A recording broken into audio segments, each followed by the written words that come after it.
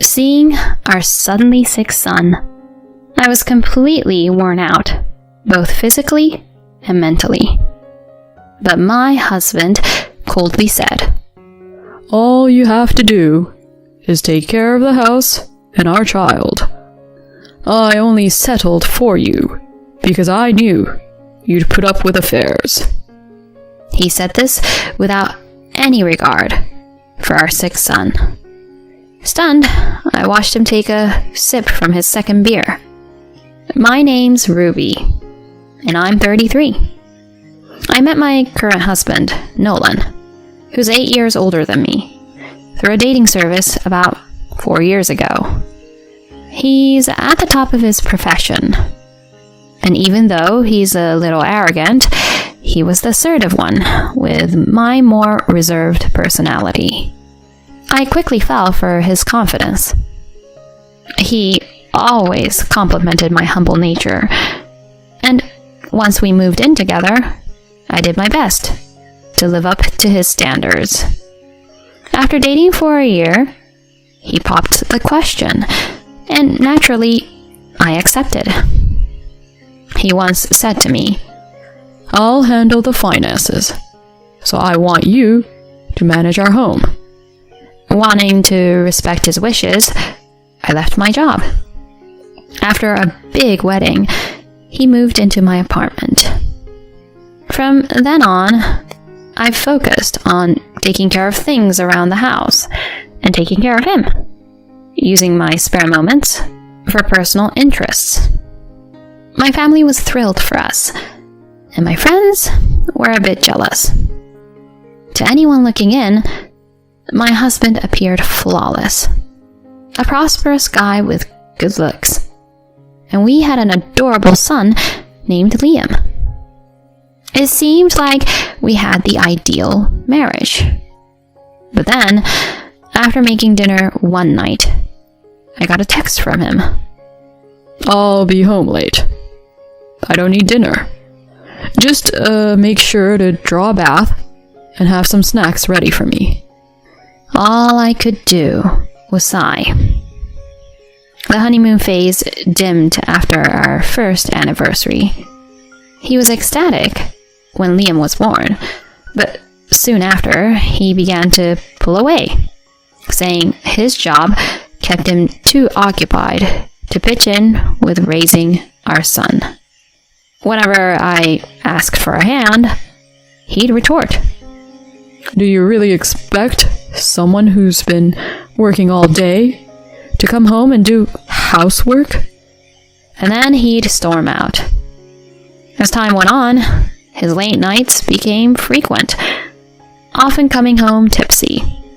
And sometimes I'd catch a whiff of a scent that wasn't mine. Handling our son became more challenging, leaving me tired and stretched thin. Yet, he wanted the same level of attention as before Liam came along. One time, I fell asleep with our son and didn't hear him come in. He woke me, saying, "Must be nice, just lounging all day without doing your job." His biting words and icy look stunned me. The following morning, I saw off my irritated husband and continued my daily routine, waiting for his return. But that evening, he got home early and mentioned divorce. "If you're unhappy, then apologize from the bottom of your heart. Prove you mean it." Thinking about Liam, I believed he shouldn't be without his dad. So, I held back my tears and said, "I'm sorry." That evening, I shed more tears than I ever thought possible. Reflecting on it, the comfort of my sleeping son was the only thing that kept me grounded. As I redoubled my efforts to please my husband and look after our child, his late-night escapades persisted. "If you're not happy, we can just split," he'd often remind me. When I thought I'd adjusted to this new norm, the fatigue from housework and parenting overcame me, and I unintentionally dozed off next to Liam. I was startled, awake, by his piercing cry. "What's the matter, Liam?" I scooped him up and felt his hot skin, and immediately took him to the hospital. Thankfully, they found nothing serious, but given his age, they suggested he stay overnight. The nurse said I could head home to gather a few things while they kept an eye on him. I was reluctant to bother my husband at his job, but I finally called him. But he didn't answer. I left him a voicemail, grabbed what I needed, left a note at the house, and sped back to the hospital. Liam stayed close to me, all fussy, the entire day, and only drifted off after 11 p.m. They did prepare me a small bed next to his, but I couldn't rest, let alone use the bathroom. I couldn't really eat anything either. As I was sipping on some hot cocoa from a vending machine, my phone buzzed. It was my husband. "Hey there, you must be worn out from..." He interrupted. "Where in the world are you?" His sharp tone made me shudder. "I'm at the hospital now. I left you a note. Liam needs some tests, so we're staying here overnight." "What about my dinner?" "Seriously? You're worried about your dinner?" I tried to keep my voice down to avoid waking Liam, who finally dozed off. Keeping my cool, I said, "Didn't you get my message? I couldn't cook tonight. There's a ready-to-eat food in the fridge, and bread for the morning. You've got the car. You can grab something outside, right? Could you handle your own dinner for tonight?" "Haven't you heard the saying, a man shouldn't be in the kitchen? What kind of wife expects her worn-out husband to cook after a long day? You don't need to be at the hospital. Just come home." I heard the sound of a beer can popping open in the background. For all his talk, he had no issue going to the kitchen for a drink. Not a peep about our son, and he wasn't coming to get me either. I felt anger boiling inside as I heard him kick off his nightly drinking routine.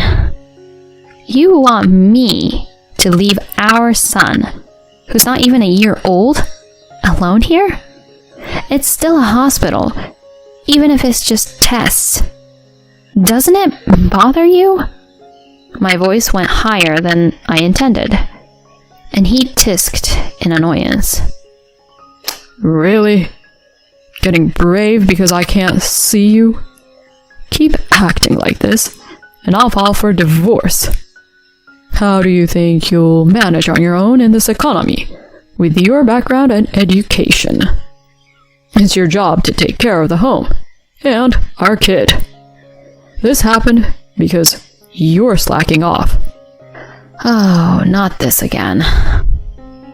Lately, he's been tossing around the word divorce way too often. You always bring up divorce when we fight. How do you really feel about us? I couldn't hold back.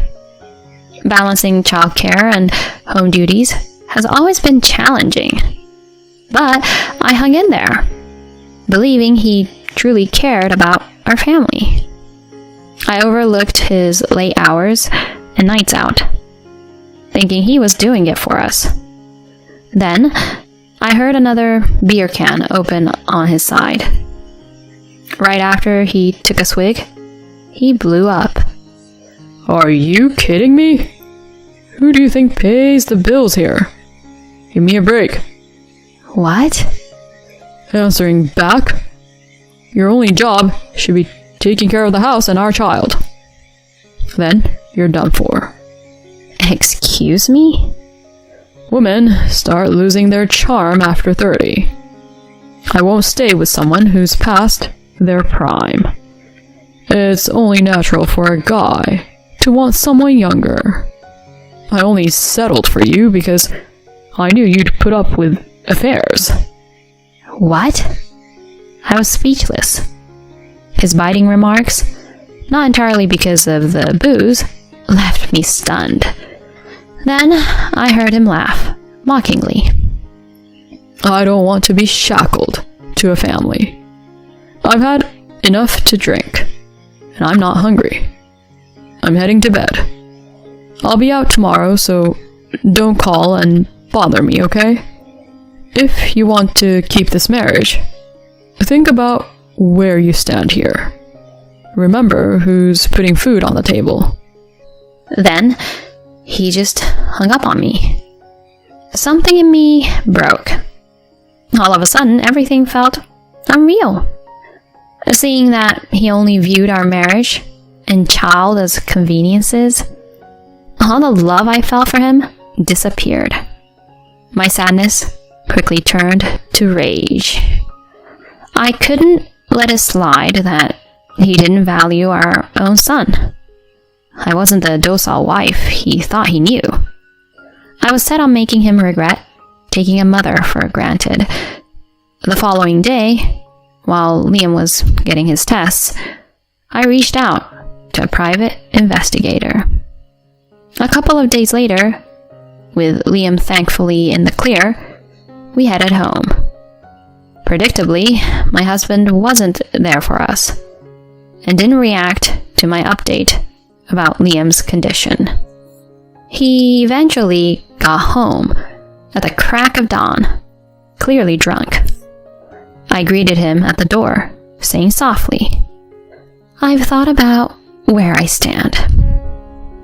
Fine. I won't hold it against you this time. Consider yourself lucky. He snorted, making a beeline for the bedroom, leaving a trail of clothes behind. When I picked up his shirt, I noticed what looked like makeup glitter. Suit yourself. Looking at the man, now just another middle-aged guy, I started planning my next steps. A month had rolled by since then. I was jolted awake by the insistent ringing of the doorbell early in the morning. Come on, open up. Why won't my key work? Your husband is back. It sounded like Nolan was back from his 3-day trip. I'd anticipated him returning tonight, but he came back this morning instead. I had my suspicions about it being an actual business trip, but at this point it was irrelevant. Squinting through my sleepiness, I called his number. "Do you mind? It's early, and you're bugging the neighbors." The key's not working. Did Liam mess with it? This is what happens when you're not paying attention. The lock isn't broken. What? That doesn't make sense. I swapped out the locks while you were away. You did what? Peering out from the upstairs window, I could see him standing there, looking completely lost. What on earth did you do without asking me? Who do you think runs this house? I'll divorce you. If you don't want that, then just unlock the door. Oh, I've taken care of that. Taken care of what? The divorce. I filed the papers. We're officially strangers now. Hold on. What are you talking about? I never signed any paperwork. I see what you did. You filled it out yourself, huh? That's illegal, and it won't hold up in court. I couldn't help but smirk at his overconfident expression. You've forgotten, haven't you? Remember the time you first mentioned divorce? You brought home a filled-out form. What are you talking about? That's right. On that heart-wrenching day, he'd come home with a pre-filled divorce form. After my apology, he crumpled it and chucked it at me. I thought you threw it out. I kept it, thinking it might come in handy. In hindsight, I guess I always sensed this day would come. As I reminisced, he looked visibly shaken, mouth wide open. What about this house? And our expenses? How do you expect to live, being a stay-at-home mom? Oh, this is so sad. Our young son's going to suffer because of your impulsive choices. Get it straight. Remember, this house came from my grandparents, making me the legal owner. You were just living here. And regarding finances, I landed a job. You're making that up. You couldn't have found a job in this short time. I've been painting in my free time. You always told me not to go to bed before you, so I painted while waiting up for you. After posting my art online, a publisher got interested. Seriously? How is that even possible? Maybe you're getting duped. Artists going viral isn't unheard of nowadays. It's a well-known publisher. Hearing the name of the publishing house, he looked shell-shocked, murmuring, "Is this even real?" It felt refreshing to hear him talk without the usual sarcasm or shouting. Yeah, I'm all set for now. And on top of that... What now? There's the spousal support you'll be paying. Say what now? I opened the window and tossed him the photos I got from the PI. I hired a private investigator. If it was just about you hitting the clubs, I might have let it slide, but you were involved with one of the girls. When I contacted her workplace and the ladies realized they weren't getting sued, they quickly sided with me. He frantically scooped up the photos, his face going as white as a sheet. I can't blame him. The pictures clearly displayed him with a younger woman, clearly from the nightlife scene, heading into a shady establishment. Here's more for you. What? Next, I showed him screenshots of his messages, clear evidence of how he'd neglected me and our son. As morning broke, people began starting their day. Given the pictures and messages, he doesn't have much ground to stand on. I've been keeping tabs on all your actions and words. I'll hand all this over to my lawyer. You can keep those photos. I've got everything backed up. A PI? A lawyer? You think you're pulling this off with my money? It's from my savings before our marriage. Not sure why you'd have a problem with that.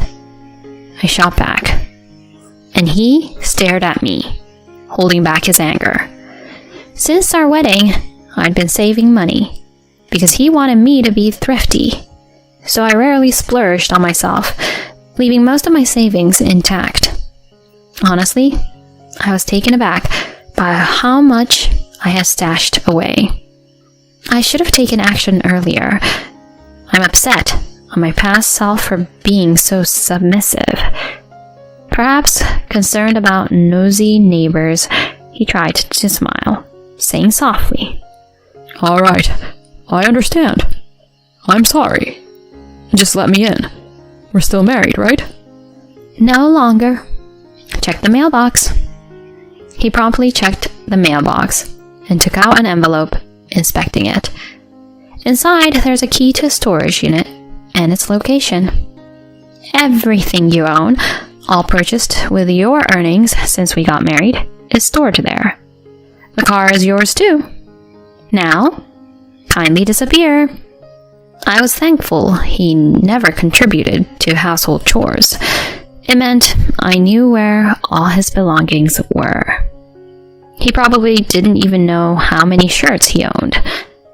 "I can't live without you." His sudden desperation left me unfazed. I'm fine on my own. Besides, you said I was done for. You're not tied to a fading rose and its seed, are you? Maybe find a younger woman to look after you? Hold on. Listen. Moving forward, talk to my attorney. If you linger, I won't hesitate to call the cops. Goodbye. I ended the call, locked all the windows, and shut the blinds. For some time, he incessantly buzzed the doorbell and tried the door. I ignored his barrage of "I'm sorry" texts. When the neighbors started gossiping about his antics, he quickly jumped into his car and left. Later on, I got word from his folks. Turns out he'd blown all his personal funds from his single days on nightlife and ended up begging his parents for help. After I laid out the whole story for them, backed by evidence, they gave me an envelope a few days later, holding the full alimony they paid for him. I learned he'd been diverting company money for his leisure activities, given his senior position. Once I blew the whistle, he got blacklisted from those venues. His abrupt shift in spending habits raised red flags at his job. While he wasn't fired, he was moved to a smaller role in a distant office. Now, he's holed up in a budget apartment. Considering he'd never done any housework, I shudder to think about the state of his place. But I don't feel sorry for him. He made his bed. Meanwhile, after selling the house and filling in my folks, I moved back home and became an illustrator while also working a side gig at a grocery store. It's not a lavish lifestyle, but I can buy what I want when I wish. My parents have been a rock, and best of all, my son has been thriving with no significant health issues. Recently, he's even expressed a desire to pitch in, which fills me with joy. Even without a dad in the picture, I've promised myself, pointing to where my wedding ring used to be both parents and guarantee my son's happiness.